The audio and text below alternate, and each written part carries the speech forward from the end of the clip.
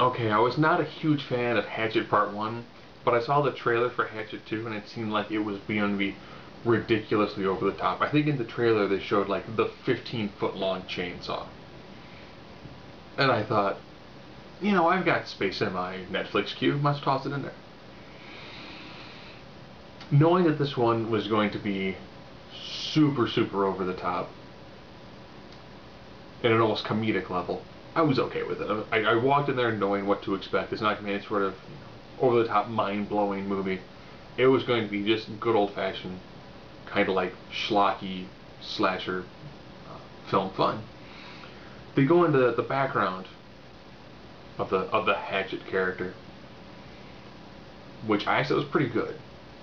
When they actually when Tony Todd is going through here's how this guy came to be, here's his origin, that was actually done really well.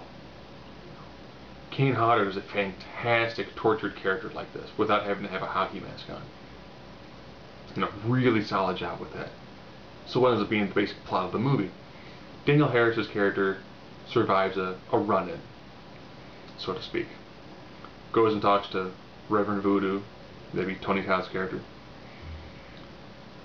And then they kind of go, you know what? We're going to organize a party. We're going to go out in the swamp and we're going to kill him.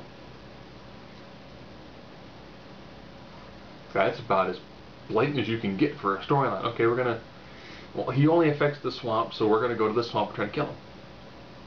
And then they get picked off one by one in some of the most over-the-top sort of ways. If one guy, he gets killed, and then while he's still kind of alive, takes a sander to the back of his head, which then grinds out all that and leaves the brain exposed and grinds the brain down.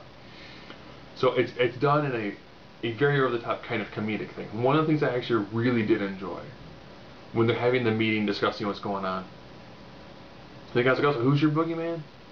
Oh, okay. Yeah, in my neighborhood it's called Leslie Vernon, which was a tale to Behind the Mask of Leslie Vernon, a fantastic horror movie.